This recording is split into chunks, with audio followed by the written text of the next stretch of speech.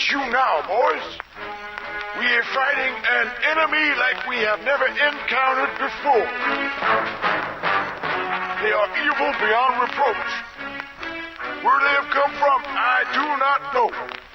But we need to send them back to wherever it was they came from. We need you, soldier. Yes, you. Sign up at your nearest signing up station. There should be one near you. And remember, soldier, your country will be indebted to you. War were declared. Which has been foreshadowed since the very beginning of the game. The whole reason for Conker's drinking binge was celebrating some soldiers' last day before deployment. Now Conker's been deployed. Unwittingly. This door inexplicably opens. They don't even try to explain what's going on anymore. We did the horror chapter, now all of a sudden this door's open. And we can meet new characters and go on new adventures. Hooray.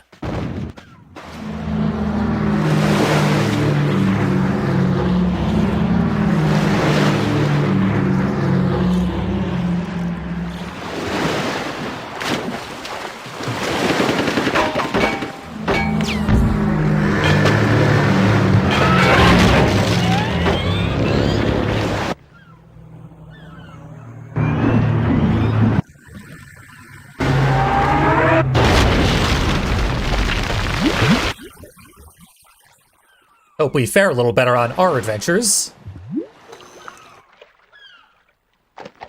Dang, boy!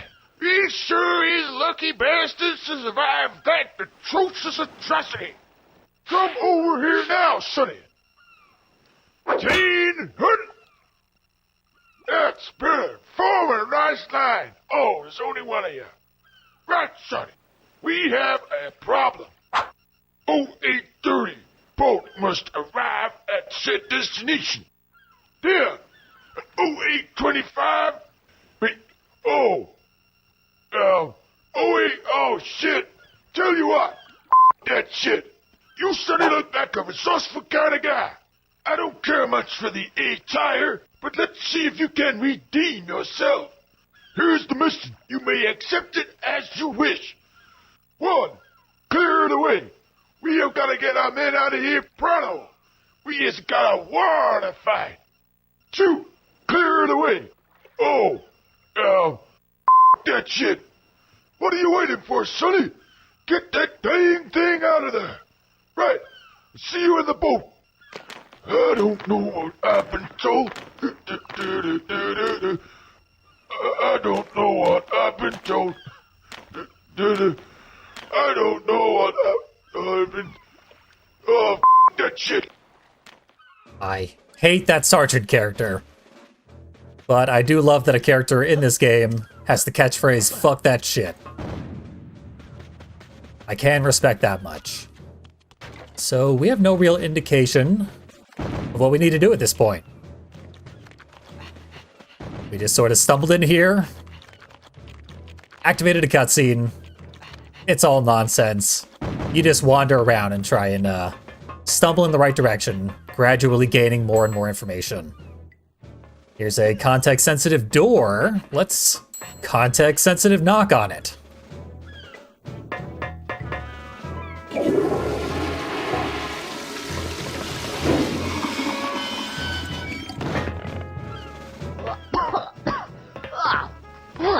You've got a problem.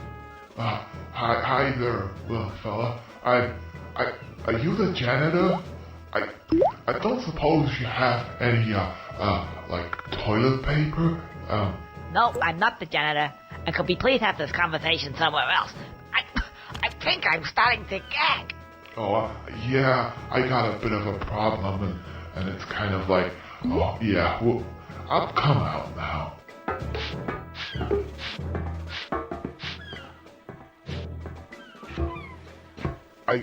I seem to have this thing attached to my back. I can't see what it is.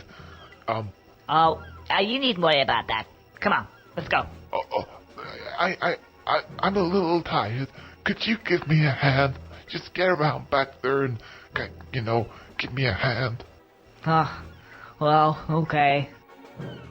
Couldn't possibly think of a better way to introduce the living bomb than to have him emerge from a toilet.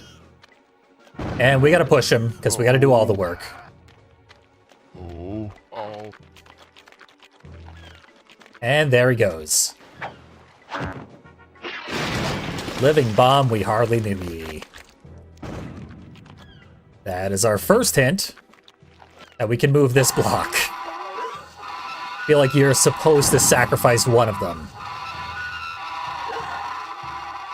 Then you move this irritating block. I've never actually played this segment with the sound on, so I never realized how obnoxious that was. I was listening to podcasts while playing this. Don't mourn too much, but do contribute your bits, because I appreciate that part.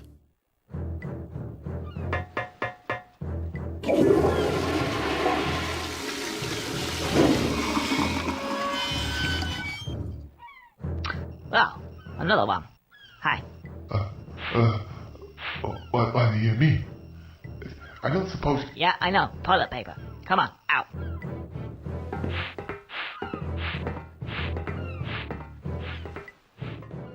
Here's where the fact that it's just a big toilet sort of pays off, because the people need to emerge. Like, the fact that it's smelly is not funny in the least.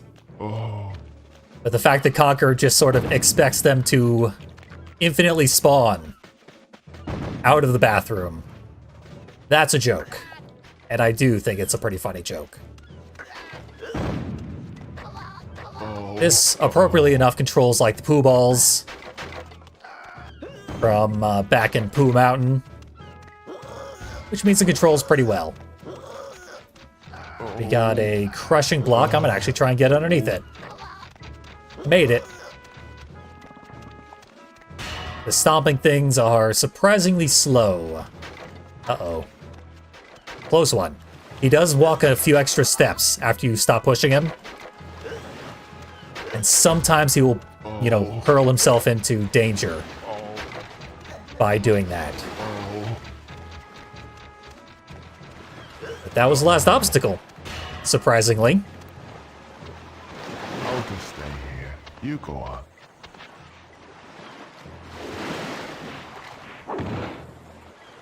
There. For no reason, he has just stopped. What do? We go back. But first, let's go for a swim. There's an electric eel in the water. Apparently a very scary one, if the music is to be believed. So another moving object in the area that is probably important. It seems just like an obstacle, though.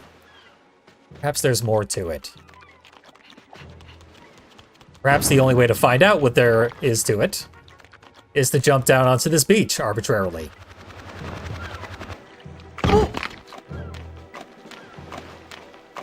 Oh, yeah. The power nodes are down. They need to have some electricity put through them. How you gonna do that? I don't know. Suffice to say, there's an electric eel in there and some things. I leave it up to you. You absolutely could have included that in your opening spiel. But no, we had to stumble into this random kind of obscure area. And then he tells us that there's a puzzle here. So we'll just ignore the creepy music, because we need this eel on our side. There are these hoops underwater.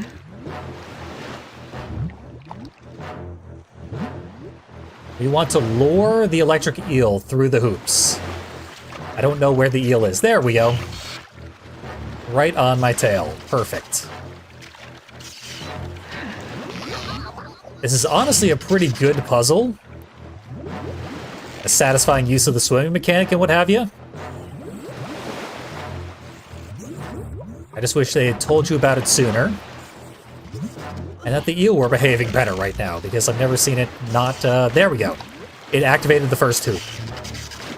Good eel. Now, getting into the water like diving, has a little animation to it.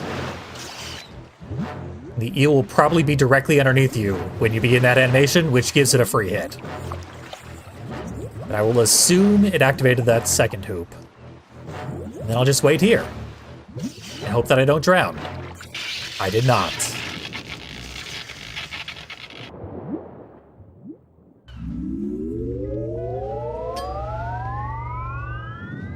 There's your F's in chat. That eel is dead and gone. After having served us very well. It's also a bit of a pain not to drown there, though. Love all the debris that they crammed into the water. Always a nice touch. Which they tend to avoid because the camera doesn't go underwater here.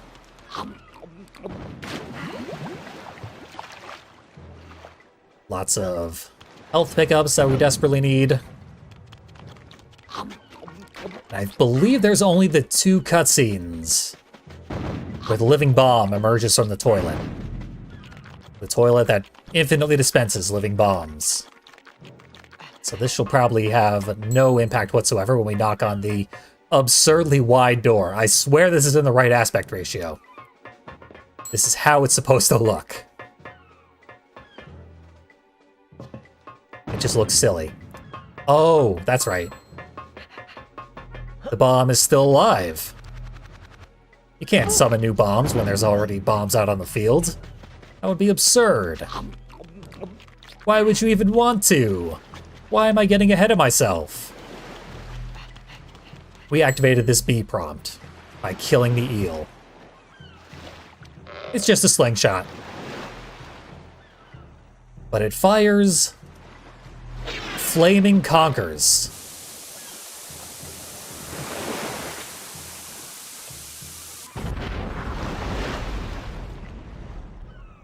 Conker is, if I'm not mistaken, like a slang term for the big, like, acorn sort of things that fall off of some trees.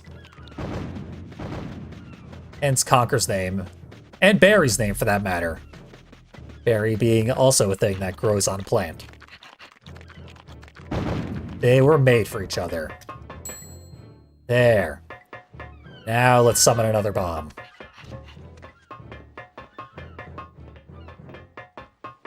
Bring it to the other fork. This path, which will have a completely different challenge associated with it. Not specifically timing, but placement this time. And here we go. We are back on track. After the stream broke down, and hopefully it doesn't break down again. This chapter is long enough without technical difficulties.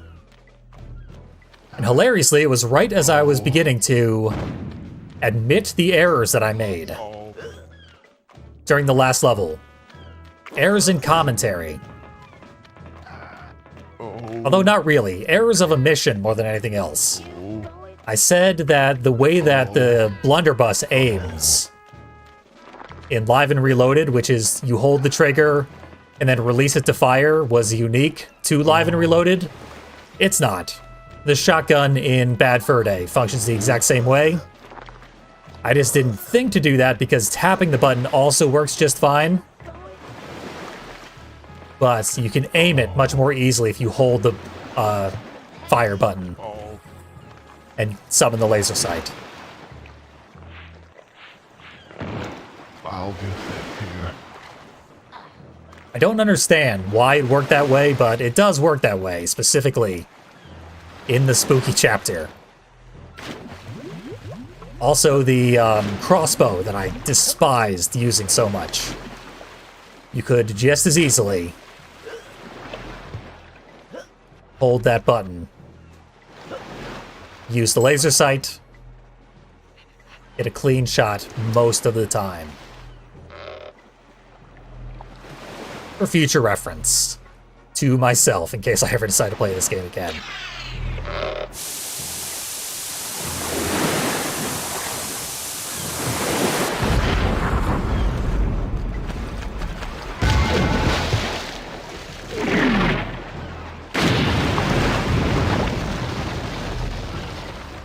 There. The plane fuselage is out of our way.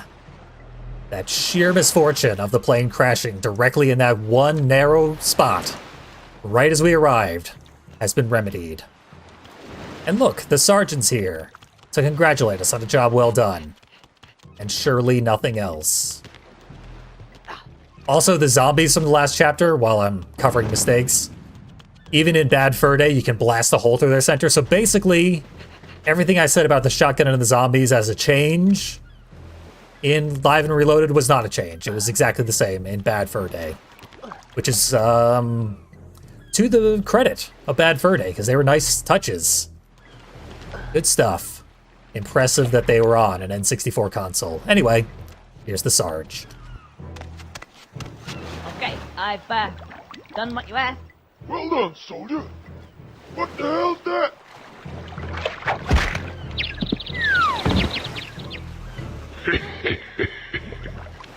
Works every time. Now for a very long movie parody. I know we love those. Ow. Somebody hit me on the head. Huh. Where am I? What's this doing on my head? Oh, hi guys. Would somebody mind telling me what's going on here?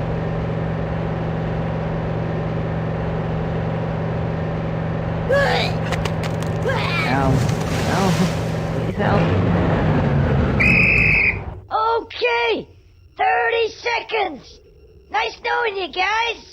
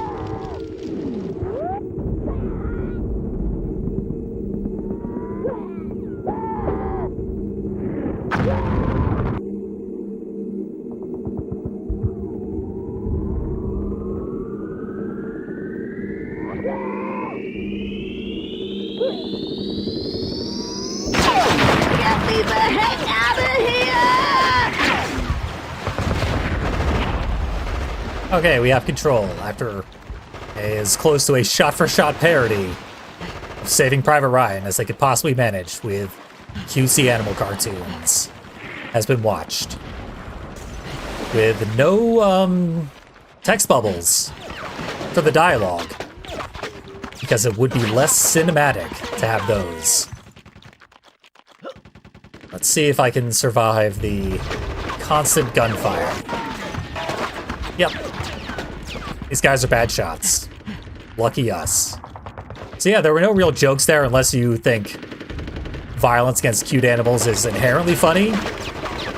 Big Happy Tree Friends fan, I guess. Might enjoy this. Hey! Where's the rest of us? This is it. I think, yeah, I'm the only one. It's not enough. It's not enough. What's going on here? Teddies everywhere. This is the last assault. It's not looking good. Teddies. I hate these guys. Get your head down! This is crazy! We've been locked down here for the last 10 hours! Murder holes up there! Machine gun nests gonna clear them out, boy! that, you think?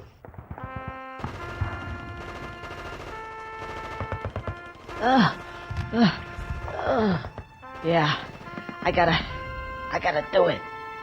But I'm not equipped properly. Yep, I think I should press B now. Hell yeah. Thank you for the Prime subscription, Ms. Juno. Perfect timing. Because it's war. We need all the help we can get. Say hello to my little friends. Okay, soldier. Move it out. Surprised they resisted saying those exact words. With how much they love movie references in this game. But Conker has become a war-ready badass. He's turned into Solid Snake. Ready to blast the lock off the door and enter the enemy base with double machine guns. This is actually one of the most fun segments of the entire game.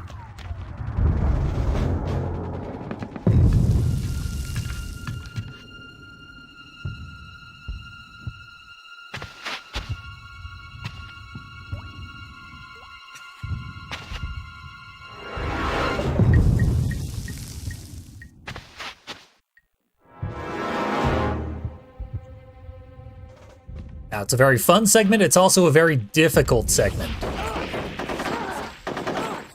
So, things might go awry here.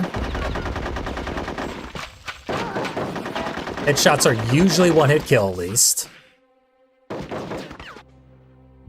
Someone is shooting at me.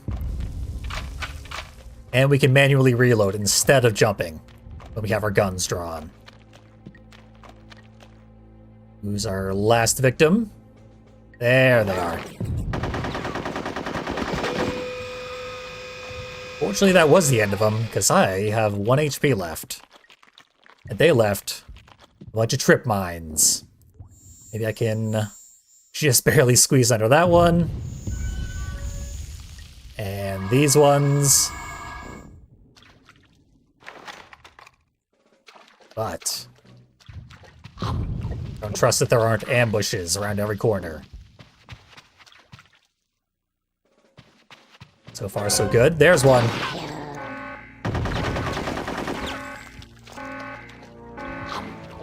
So pretty much every single corner from here on out. Ambush. There we go.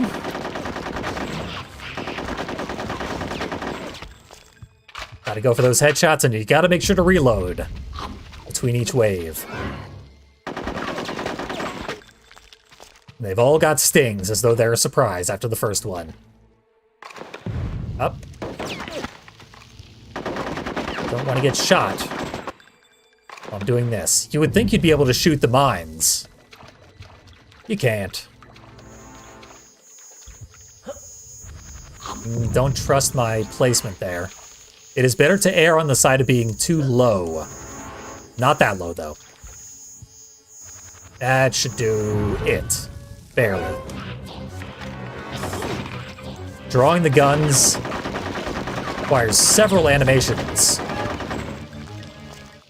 You gotta pull them out, then you gotta aim, both of which are separate animations, resulting in quite a lot of time loss to get those guns out. Which can easily give the Teddies multiple free hits, but Teddies were also foreshadowed way earlier in the game. We would be tempted to crawl here, but Conker's so short we can just walk underneath these. And you are expected to realize that as the Teddies come and try to get you. They will get multiple free hits if you're crawling. Reload for safety, as there's more grates above us.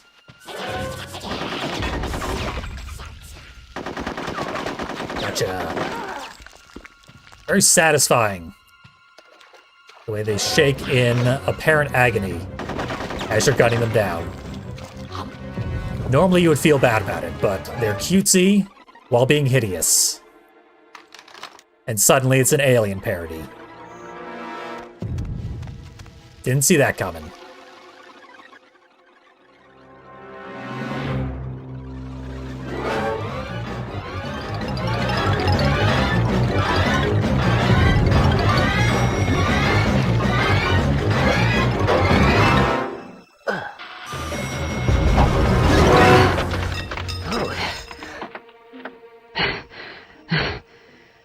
Surely it can't get any worse than that.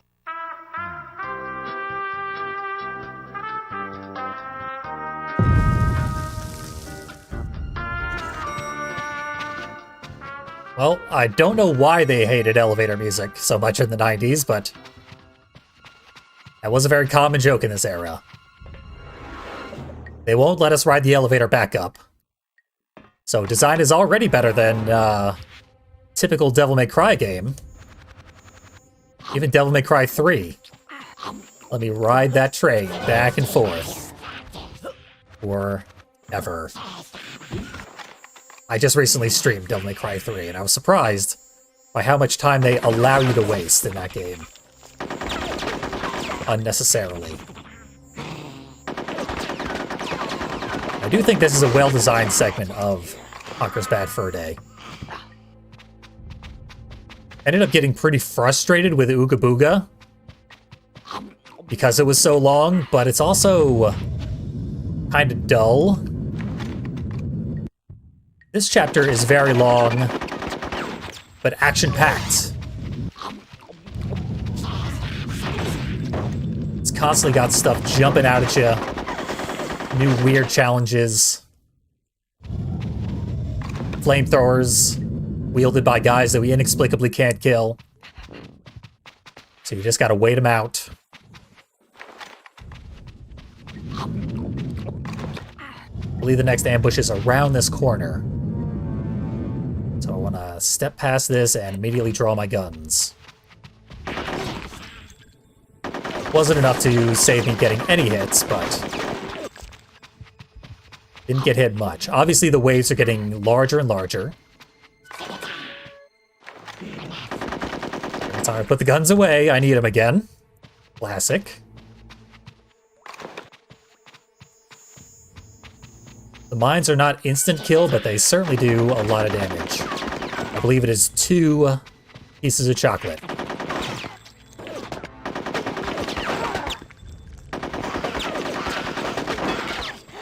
They can also sometimes stun lock you.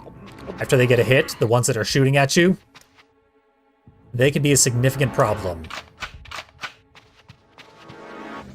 Getting numerous free hits on you. You'd think you'd be able to jump over the flamethrower with how low it is, but no, you automatically get burned if you try that. Bit of a tightrope walk, landing between mine area and the next flamethrower.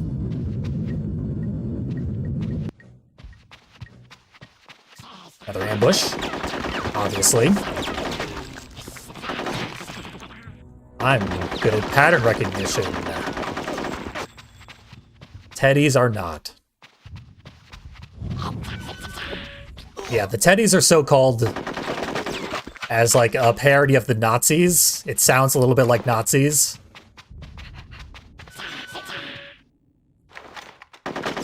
And they are very Nazi-themed. So it is right and good to blast their heads off as sadistically as possible.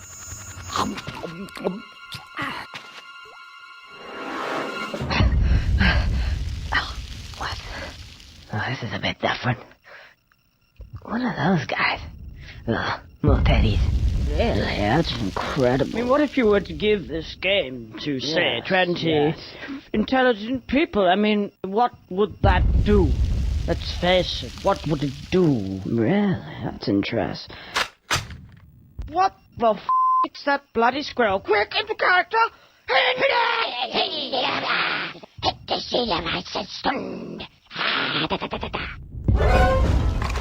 Dr. Mangala turns into some kind of strange feral creature as soon as we show up. It starts hurling scalpels at me.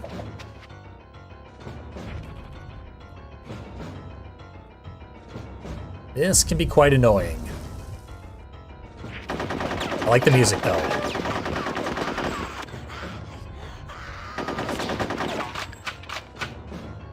At least stun them out of throwing their scalpel. As we've seen, headshots don't work if you're too far away. So we really won't be relying on those. I believe some teddies are emerging from the morgue shelves. Which doesn't make a ton of sense. But whatever. They are Nazi teddy bears. Their job is not to make sense. The similarity to Nazis used to be much, much more explicit. They really toned it down, possibly out of censorship. And those are clearly syringes and not scalpels they're throwing at me. I never got so clear a look at them before. I think that was the last of them. But yeah, there are many cut textures and scenes, changed elements that made it much more clear that these are Nazis we're dealing with. They have strapped one of our comrades to an electric chair. Yeah, aiming with a perfect analog stick would be difficult. And this is an N64 game, so the perfect analog stick doesn't exist. Oh my God, this is you. Could you get me out of here? I think it's that switch over there. But be careful. I think the other one is, frying tonight. Yeah, just stay there. The cavalry has arrived. Sorry, you can't move. Let's see now. Do you know which switch it is? Yeah, it's written on it. Yeah. Eeny, meeny, miny. Okay. It honestly seems like he can move freely here. He's not strapped in or anything. Oh well. Doesn't make our job any easier.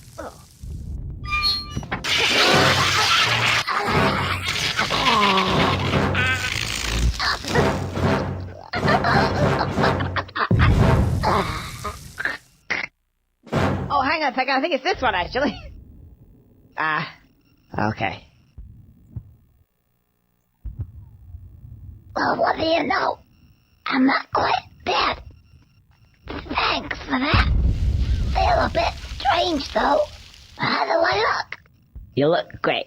I gotta go. See ya. Poor guy lost the coin toss. But he was fine. Yeah, he's gonna make it. You'll be unsurprised to hear. The last time I played this, I chose the left switch first, and he's still fried. Whichever one you choose first is fatal.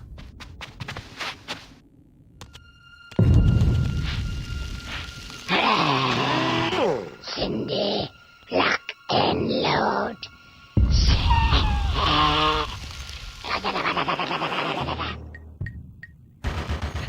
This guy has a much bigger gun than us.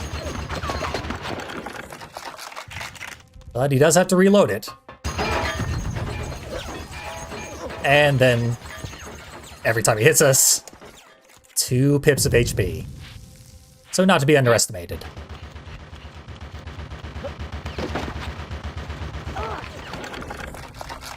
He's also surrounded by chocolate, though. God, he is a better shot than in previous attempts. Whatever, we'll brute force this. We'll probably brute force a lot throughout this war chapter. Here we go. This is what I expect to see. Then we climb the rope here. Take cover, I hope. Not quite. I like my odds, but pull out a rocket launcher. We should have just enough time to die. Blasted my head clean off. Let me see what the goal is. My first instinct playing this was to shoot him in the back. Get behind him, pull out the machine guns, and then shoot him while he's reloading. But no. It's a little puzzle. Puzzle solved. The gunner also explodes quite satisfyingly. Now, of course, we have to take the gun. And I wish we hadn't. because that summons a great many other teddies as backup.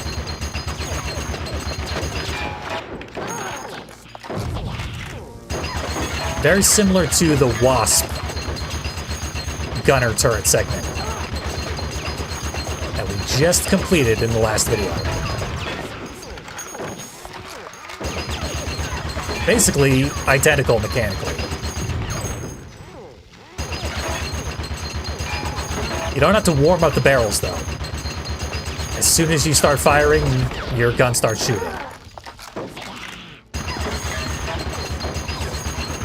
That is not the case with the Beehive turret.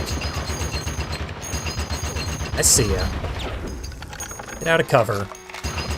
Get ready to die. Now we can jump out. Quickly grab some chocolate. It is a pretty good idea to do so. So don't get a lot of opportunities to heal, and you do want to be at full health as the waves get more and more intense.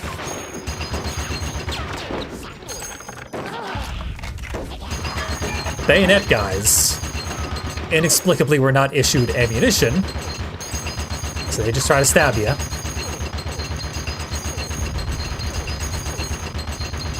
They will start coming from both sides, and there is no radar this time. Help us find our targets before they find me.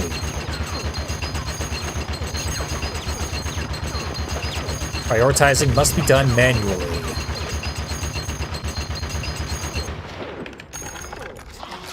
Making this turret worse than the Beehive, mechanically speaking.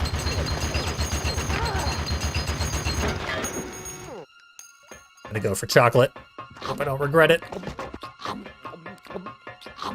Chocolate acquired.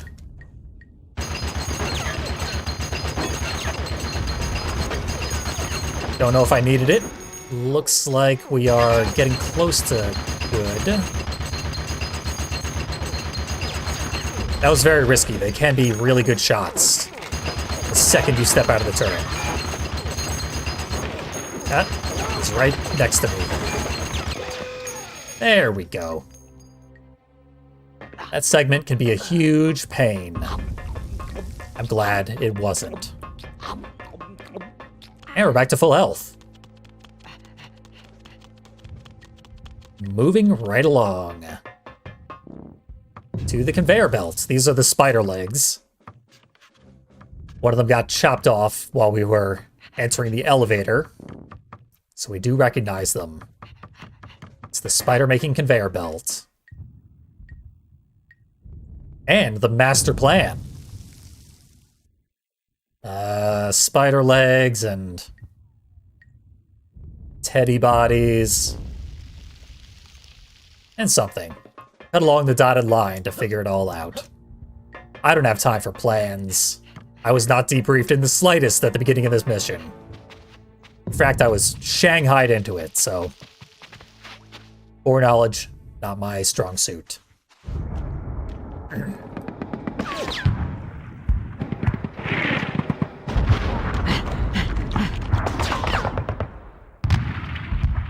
Sönnig, enig askaste.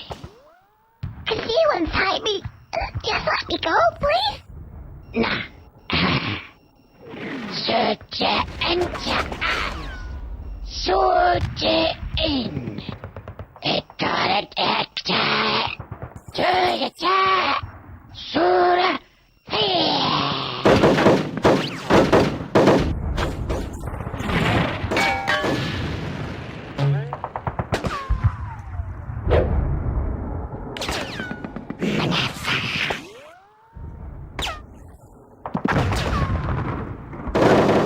In a beta release of this game, there was a cheat code that specifically made this teddy have a Hitler mustache.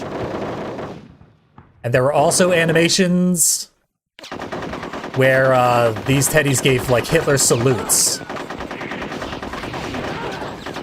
before they opened fire.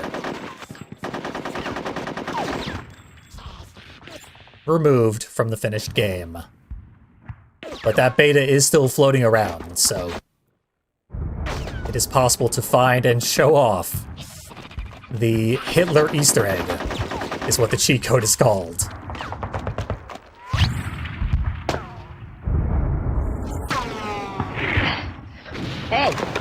Hey, fella, come on.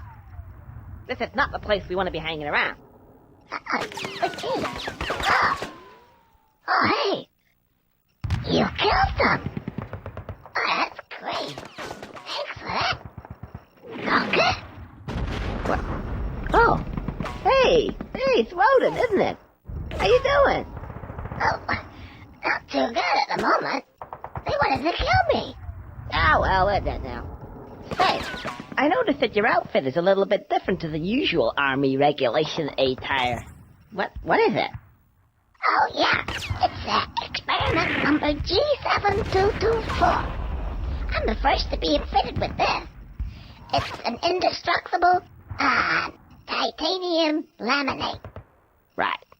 So what does that mean? Oh, it means if somebody shoots me, I don't die. Really? That's a pretty good idea. I'll get me some of them. That's the only one. They're very expensive. Anyway, stick behind me, and you should be alright. I can be your Operation Squirrel Shield. What do you say? Sounds good to me. Right, which way? Teeny, meeny, miny, oh. Right, let's go. That old children's rhyme keeps working out. So, our new Met Hat friend who just ducks inside his armor so as to become invincible is going to protect us. Sort of. We gotta keep him close behind us, which is not nearly as obnoxious as the dinosaur in Ooga Booga. Fortunately. There. Right, bombing. They're bringing out the heavy stuff. You go first. Oh, okay. I'll go first. Go on then. He should indeed go first because he's literally invincible. But he won't. I'm gonna put my guns away because I don't need them. Get behind me, Conker. Oh no, they're mines, but... Yep, Rodent did tell us. Get behind him. He will absorb the mines for us. The nuclear bombs were not so lucky. You just gotta kind of summon them and then back off so as not to blow up. Then a mine. Where the hell's Rodent? Damn it, Rodent, you have one job. Oh well. We can take the one hit. Hopefully. I just said you weren't as bad as the dinosaur, Rodent. Making a fool of me here. Sometimes your screen will get cracked. They did a lot of work here in the war chapter. A lot of the promotional material surrounding this game, and especially Live and Reloaded, is centered around showing off the military aspects of Conker's Bad Fur Day. It is believed that the developers were especially fond of what they came up with here. And made it the longest chapter in the game by a ridiculous margin. I don't know why he isn't following me properly.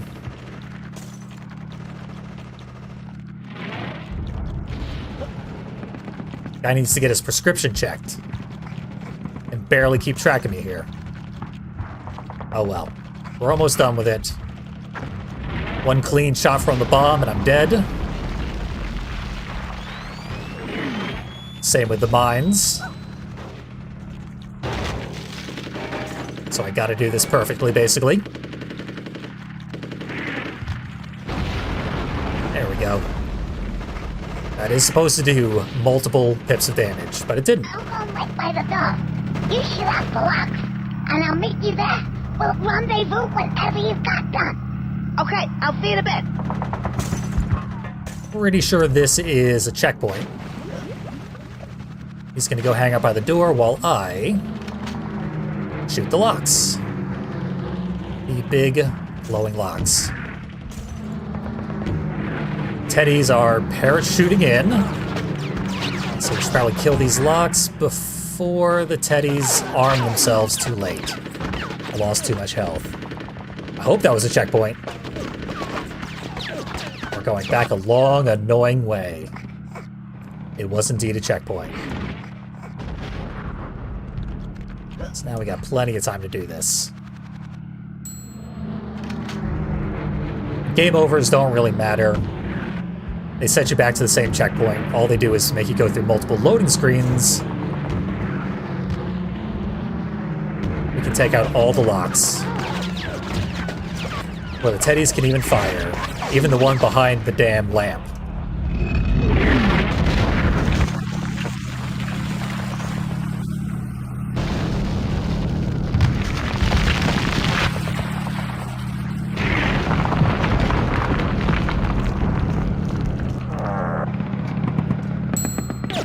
Just barely opened the gate.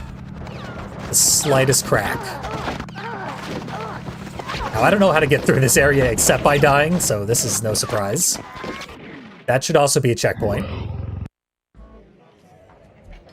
I think that was the splattered corpse ending, but that might have been the drowning in water ending, which would have been slightly different from the ones we've seen before. Regardless, we'll see the drowning in water ending eventually.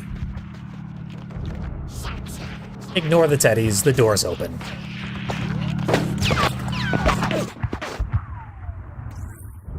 At least there's no teddies in here. Oh, a tank. Now that may come in handy. Ah, a tank. It's a class 22 as well. I haven't got one of them yet. What do you got one? Hey, where you going? Oh, class 22. Sweet. I'm gonna look inside. Okay. What do you like? Oh, look at those. Hey. I've always wanted to be in a class 22, and here I am. Rowan's a big military fetishist. I tend to not like military-themed stuff myself. But in this game, it's particularly fun. Like I said, this is one of the most fun segments of the entire game. Also one of the most difficult, but fun enough to make up for it. And also, we're fighting Nazis. The one time military intervention was 100% morally good. Uh-oh. Mines are here. We don't have anyone to absorb them for us. So we can lure them into some toxic sludge. Just get them to activate, fly back across. That did not count. I don't trust it, but we'll go for it. There we go. The window there is very small, but I pulled it off. Barely. All to pull another switch. Are we gonna zap this time? Oh, hopefully that's opened the door on the outside. But whatever it's done, I think it's one of those let's leg it moments. We've zapped ourselves. Doomed ourselves to getting drowned in poisonous acid. It's easy enough to outrun. They made it just fast enough to be stressful. Good on them. It's not actually difficult, though. So now, we get to pilot the tank with Rodent inside. So he's not leaving the tank. But why are we piloting the tank? We're gonna want to investigate that first. On foot. Probably avoid the giant turret that wants to kill us. see. Yep, it is rotating again, so we are free to explore a little bit. Some more teddies when we get here, but this is important. We need to slam these bridges down. Better to figure that out soon, rather than later. See, the tank can't go anywhere while the bridges are up.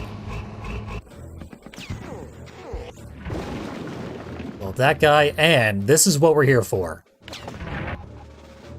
Shoot the legs off the tower. The tower, however, has 4 legs, so we gotta do this a bunch of times. This, I find to be the most difficult segment of the entire chapter. A chapter with many, many difficult segments. I spent the longest time here by far. And in my experience, the only way to do this consistently is to do it very, very, very slowly. Frustratingly slowly. On the bright side, the tank is bulletproof. So we use it to protect Conker. And we hop out, drop a bridge, get back in, which is super awkward. The hot spot to get back into the cockpit. Always super fun to need to do that in a hurry. And you maintain your momentum as you're entering the turret. The edges of all the platforms are sloped very, very steeply. So once you start falling off one of the edges, you will keep falling unless you immediately reverse course. And even then, it's sometimes too late. Which makes this super, super irritating. That is how you expect it to go. Even when you play very, very slowly.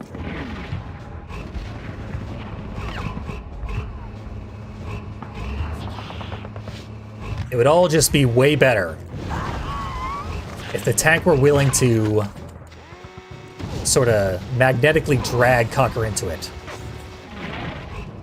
Which is how a lot of other turrets in this game work.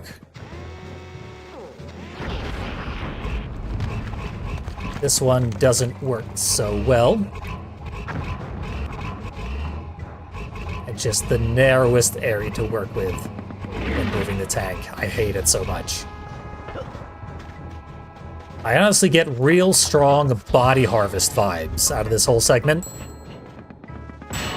Because Body Harvest very frequently made you drive tanks across unbelievably awkward N64 terrain. How am I still not in this tank? Thank you. Yeesh. Another leg down. There's 4 of them. The first time I did this successfully, I got all the way to the end. But I had not yet figured out that the whole point was to blow up the legs of the guard tower. So I had to backtrack through the area, which is harder than going through it forwards. And I fell off the edge and died. So, very obnoxious all around. This is literal tank controls, as well it should be. But the tank is super, like, stumpy. It doesn't go out as long as you would expect. And it maneuvers kind of awkwardly as a result. I'm pretty sure that Teddy said Zig Heil, which is a little explicit as to the intent of what the Teddies represent. This is the final segment, miraculously. But they throw their grenades, which actually do harm the tank. There's the third leg. No third leg jokes, please. And the final leg.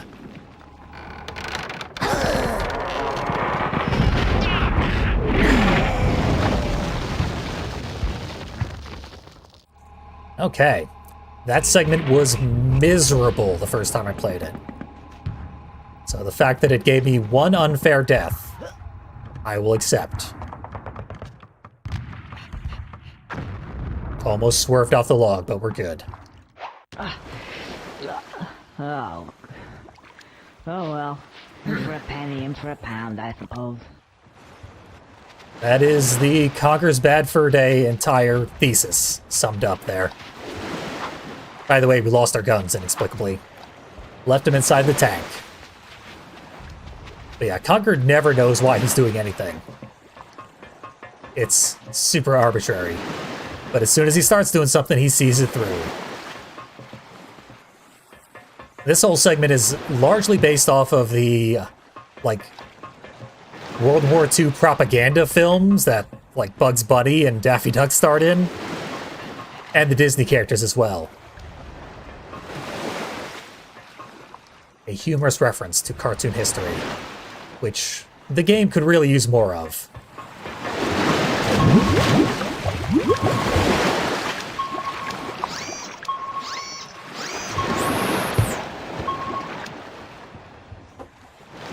Oh hey, a submarine. Just sort of randomly showed up, a little prematurely because we haven't yet been introduced to why there's submarines here. This'll do it. Mummy, how about my mummy? Mummy. Oh, and hello, it's the little squirrel. Hello, help me, please. Oh, the little girl. Oh, it's dangerous round here, little girl. I don't think you want to be here. Have you come to rescue me? What is that? That's the, inverse phase sonar. Very efficient with, How do you know about that? school. I never learned things like that at school. Anyway, what is it? It fires a missile, I think. A Teddy Funkin U-47 intercontinental ballistic missile. A missile. Yeah, like that one.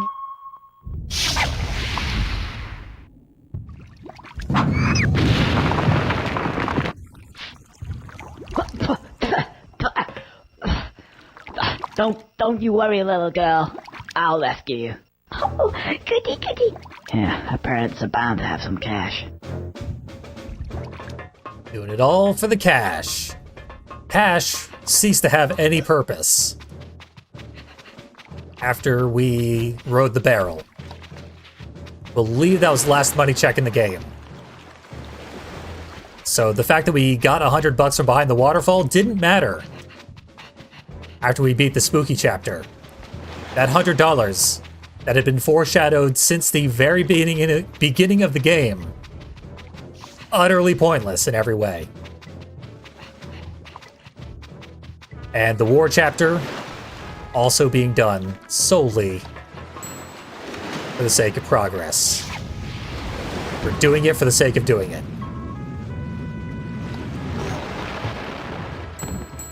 Showed up at a bad time. I might need to back off here, unless my aim is true and rapid. That'll have to do. But there are plenty more U-boats where that came from. There, a missile coming towards where Conker currently is. They don't lead their shots.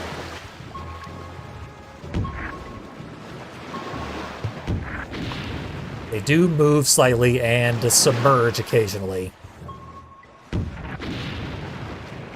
So it can be a bit tough to hit. It looks like this spot's clean. Yep, Conker put away that rocket launcher automatically. So we move on. But if you hadn't figured it out yet, Conker is at its strongest when it is attempting to parody classic cartoons. Warner Brothers especially, Looney Tunes, is what it does best. M-rated Looney Tunes.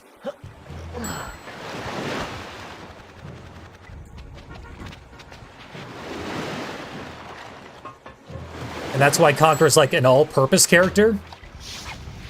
Do they just keep slotting into random stories? It's like Bugs Bunny.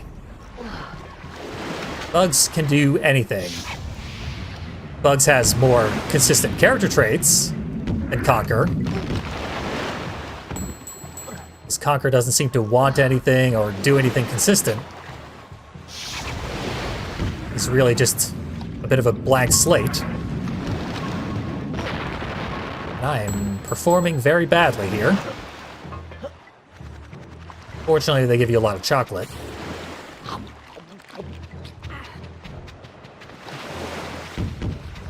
Yeah, even though cartoons was what they were going for most of the game, they keep parodying movies. It seems like the devs just liked movies more than cartoons. Even though it made less sense for the theme of the game.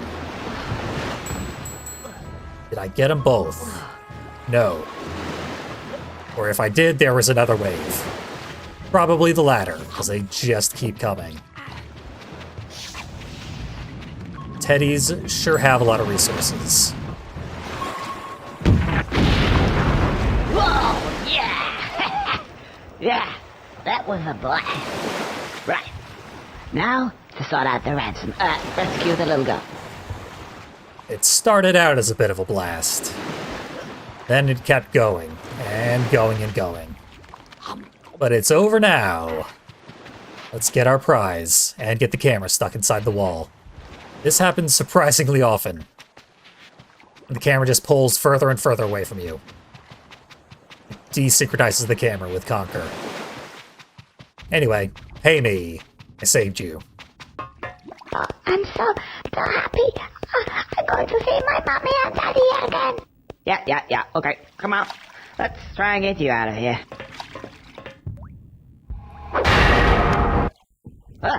What the? Oh, you guys!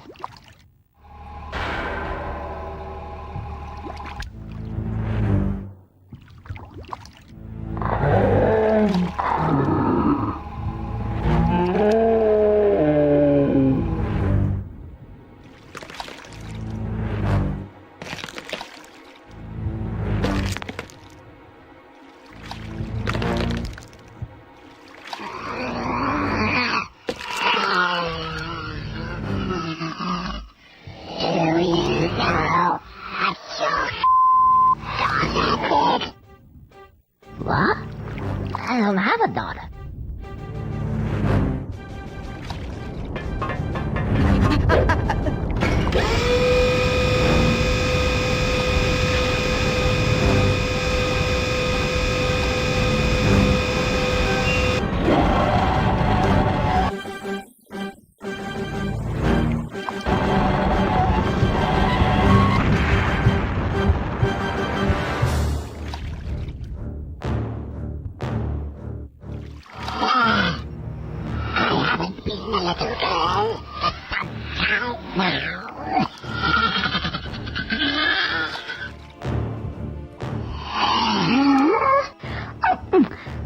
Yes, Mr. Squirrel. I'm the brains and the eyes, and he's the brawn. Oh, I have control. That's a one-hit kill if it hits you, that buzzsaw. Quick, get out the way. I'm taking over. Not if you are in the tank, though. At least. Now then, lesson 1, ballistics. This is my minigun. It fires 8,000 rounds per second, brass-cased 8mm with tungsten alloy heads, and high explosive charge. Very, very messy. 8,000 rounds per second is, not the most ridiculous statistic I've heard since, Warhawk. That was a close one.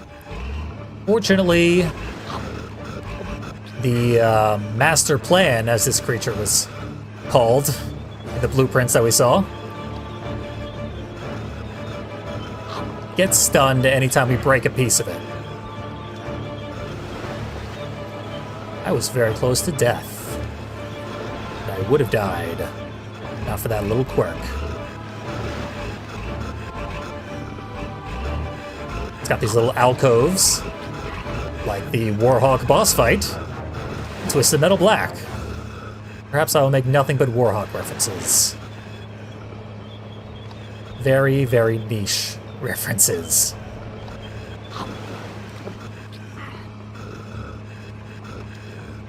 So what we want to do is line up our turret.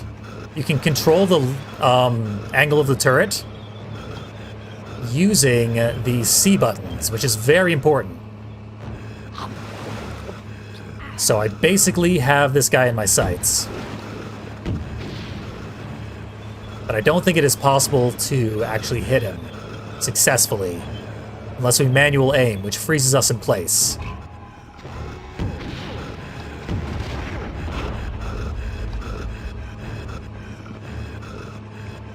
Sounds like he has raspy breathing, which doesn't make any sense because he's a robot. But it is creepy. He's like a horror robot. As they inexplicably added a Exorcist reference here. Sometimes he gets stuck on the archway if you pass through, giving you time to line up a shot. Not so much this time, though.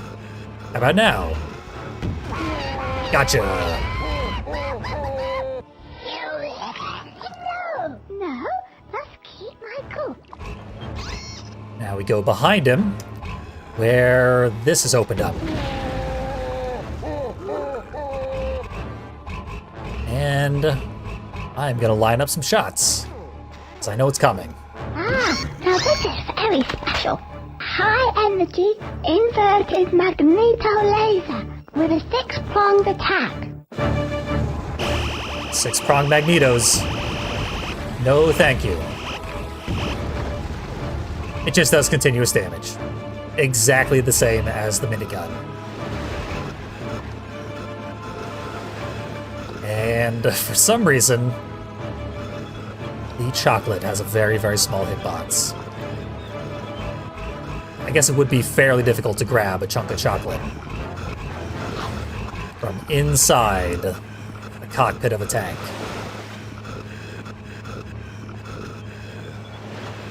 Just enjoy that raspy breathing. It is pretty creepy. Get our health up because we see the cycle now. We get a clean hit on the back of the creature, which becomes vulnerable after we hit the dolly.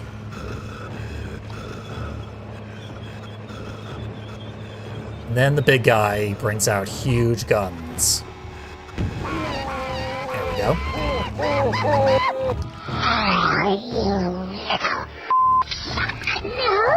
No. Keep calm. Surely being calm will save you. Okay. Missed our chance. But we should have another one here. This time without a cutscene. And again, I have the turret set behind me, which is very convenient. It's actually really well-designed controls, so that is possible. Missiles. I think we're already familiar with these. Mark IIs this time, however. Fair guided. With multiple warheads, of course. Don't fancy your chances very much, Mr. Squirrel. These missiles will screw you up very quickly if you let them. So you gotta take out this phase very, very promptly. Or you're dead. It's all or nothing there.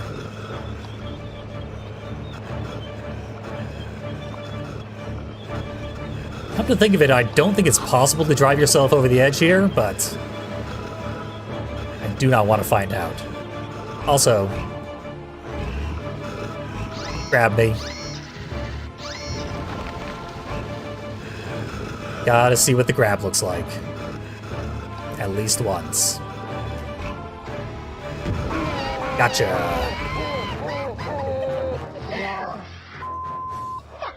No, keep calm. Keep calm and carry on. British style.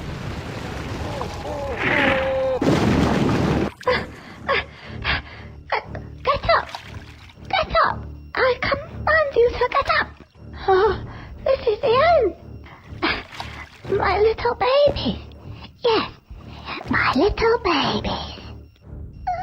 I'm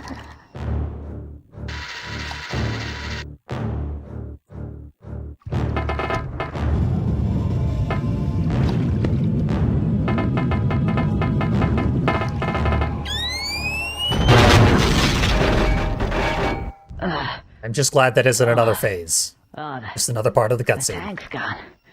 Well, it served us well. Rodent? Rodent?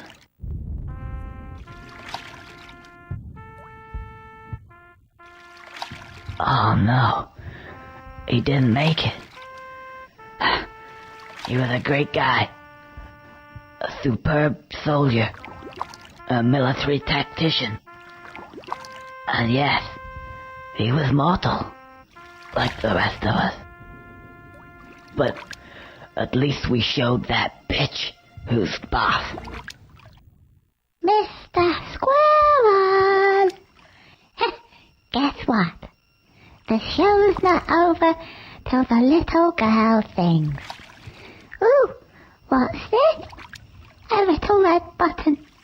I think I'll press it. Ooh, and what's that? Lovely countdown. I wonder what's going to happen now.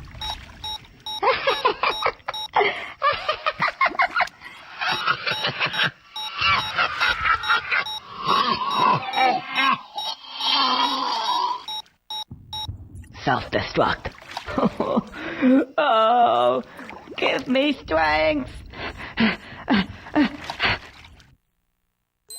Rodent was immune to the spider mines until he wasn't anymore. And his corpse is gone, so he can't steal his titanium vest.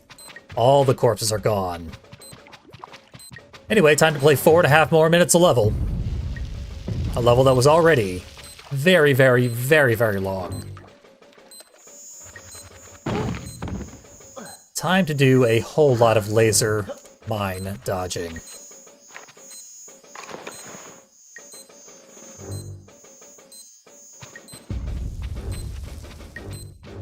Gonna learn all the mechanics of these things. Probably by dying many times. But hopefully not.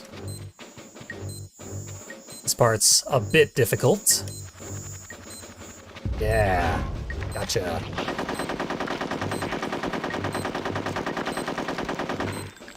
Is that all of them? Hope so. Good. Don't let the timer scare you. You tend to have significantly more time than you actually need. That one's a bit of a pain to figure out, but simple enough when you do figure it out.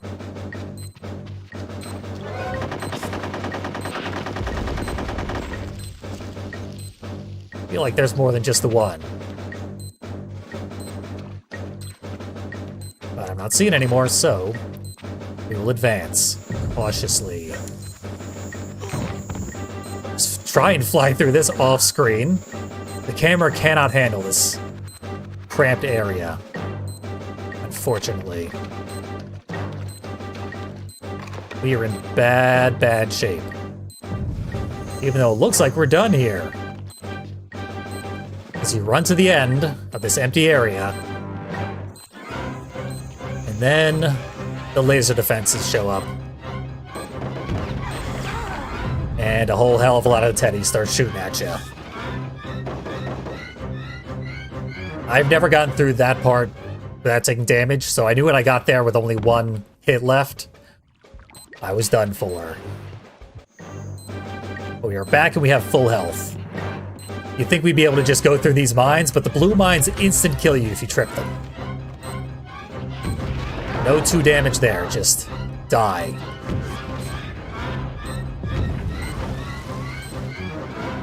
I think I've killed 1 so far. That's inadequate.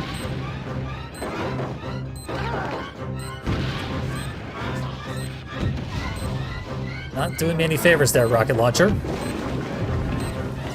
There. Another one down. Someone's stuck over there, maybe? Slowly reposition ourselves and try and find a victim. That made perfect sense. Obviously, the way we shot that teddy, it would fly towards us and set off the mines safely. Let's grab some snacks.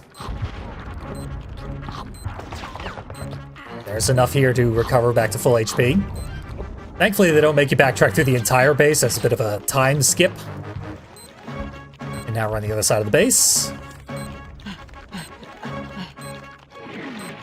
where all the teddies now have rocket launchers. I'm gonna wait for this one to blow himself up, and then go for it. They're less likely to hit you if you're flying, but if they hit you instant to death, immediate jibs. Game over.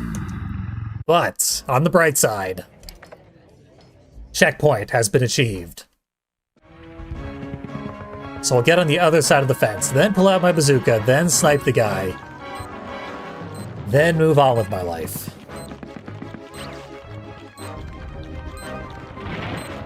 I actually remember exactly what happened now in my blind run.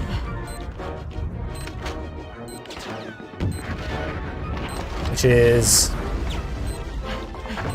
I got past that guy there. And it triggered the cutscene, which ended things. Wait for me! Wait for me! Where you I did take a shot head on there, but it didn't instant kill me. Hold there. I don't know if I got lucky, or if that one's just not scripted to instant kill you, but there we go. Snipers! Home free. Ooh. Get out of here now! Come on! Let's go! We gotta get our asses out of here, Prado! Let's move it!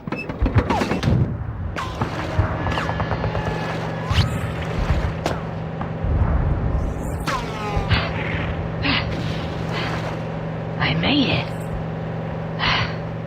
I made it.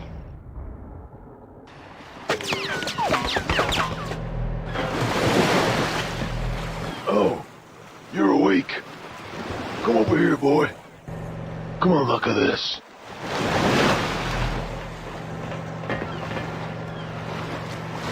Yeah. Was a terrible thing, you know. You're right there. All these fine young men sent off to do the dying. And those bigwigs, those pen pushers, those guys who never ever see a single bullet whiz past their heads. We want to get them down here. Those so-called generals in their big fancy houses 20 miles behind enemy lines. Who are they to tell us? Who are they indeed? Look at that. What a sight. Yes, it is. Yes, it is. The horror. The horror.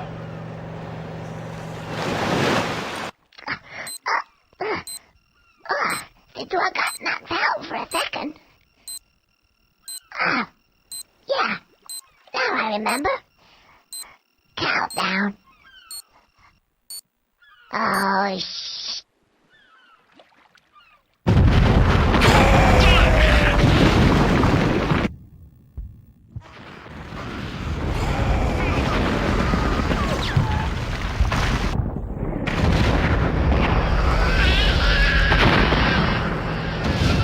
Recognize that voice? It's Rhoda. He made it, guys. Yeah. Woohoo! Way to go! Ah, hero. Yeah, he made it.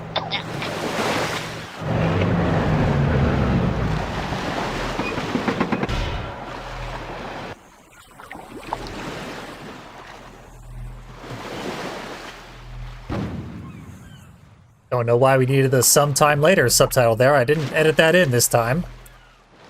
And it didn't indicate anything, but there we go. War's over. It's beautiful. Lucky us.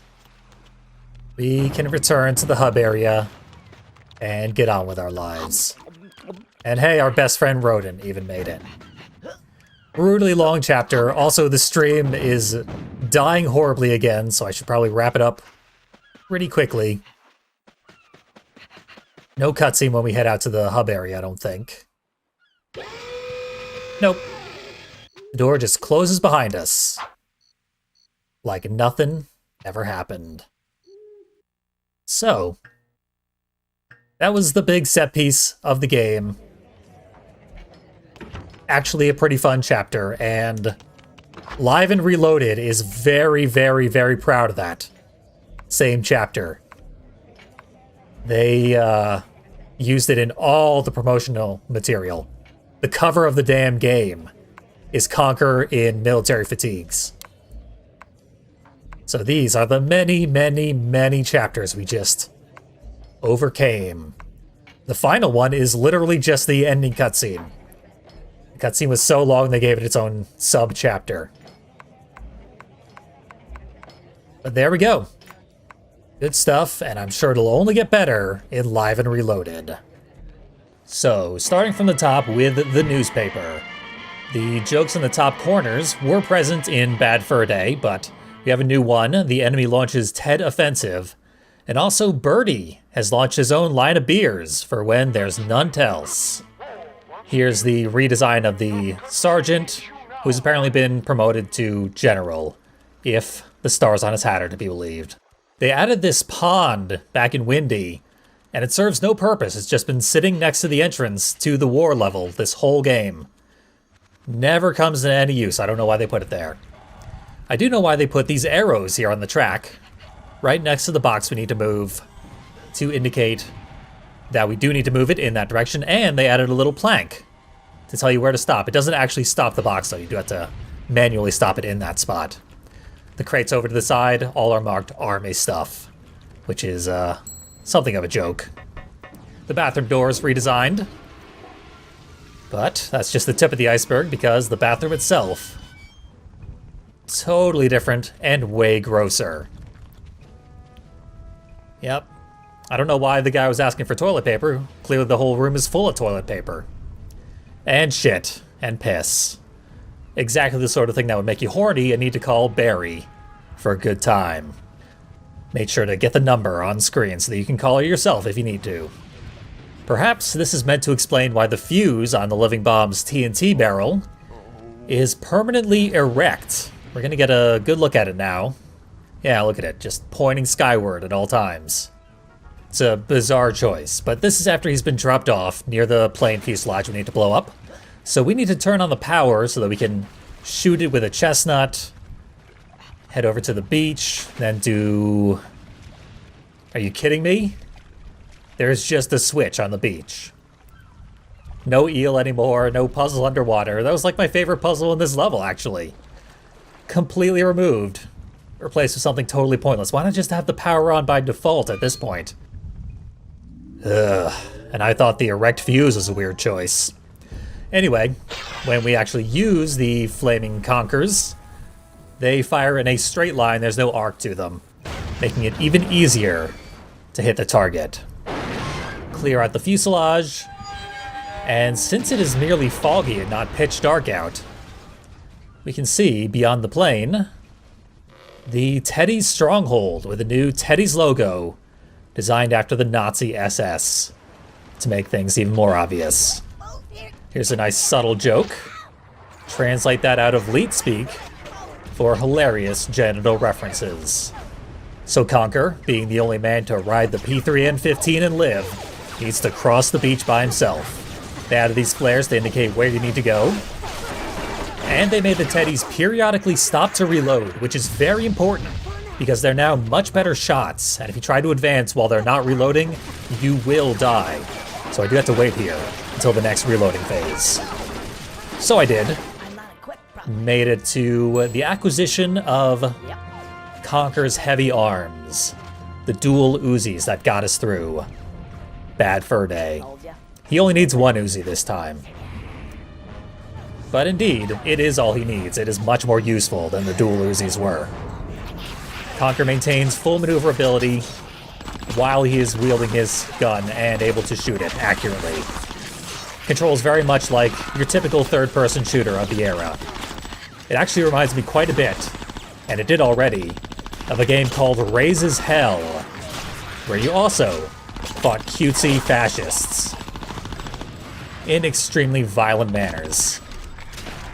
I did a few videos showing off the beginning of Raises Hell, and I recommend checking them out. It's pretty amusing. Although it does get very samey after those few videos, so I didn't follow through.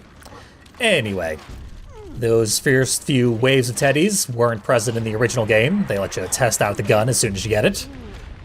And they added a little surprise when you finally get the door open.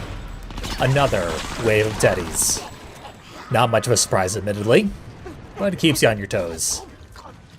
Now we can begin our actual assault on the base, which means dodging the mines.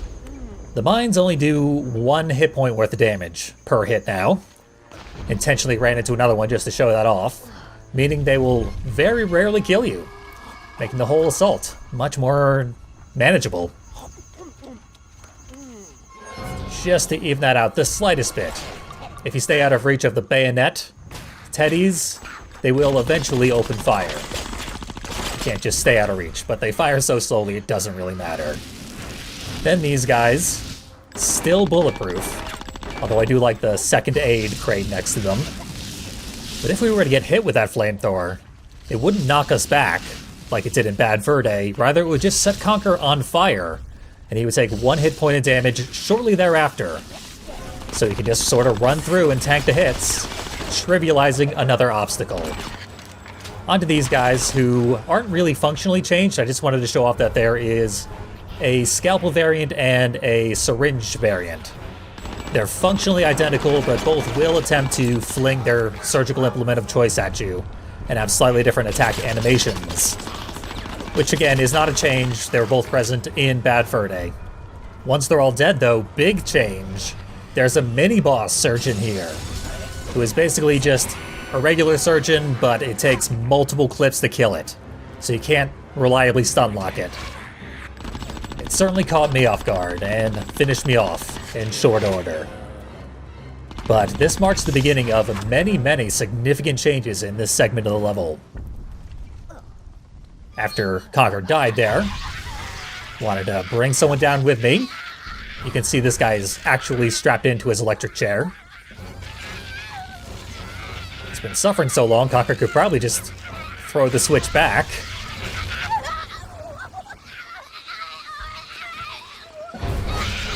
Oh, I get it. They're intentionally dragging this out.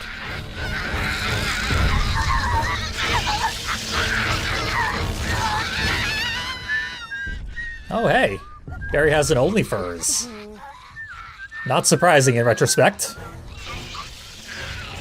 Our unfortunate friend gets his eyeballs cooked clean out of his head before finally expiring. Oh, hang on a second. I think it's this one, actually. Okay. Last horse crosses the finish line.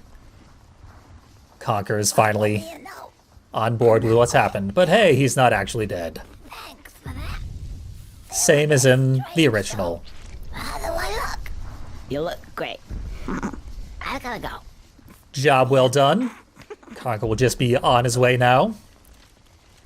After we open the actual switch. Wanted to get an eyeful of our handiwork, but check out the doors. They've got these holes to show you what's behind the door, but actually they are stickers that slide with the door. They should be showing a blank wall, but they're not. Here's the turret segment. There are teddies here, but no one is manning the turret. So all we have to do is kill our way through, and the turret's all ours. Which again makes this area very different, but a lot easier. All set to go. Don't have to do the bazooka thing or any of that. No timed dodging. Just invite ourselves in. But there's no one here to kill, so we don't have much use for it yet. If you hadn't played Bad Fur Day before, you'd probably be confused as to why there's a turret here at all. And if you had, you'd probably be wondering why no one is attacking you while you're manning the turret. So it's a bit of a lose-lose, but that is about to be remedied. I'm so tired.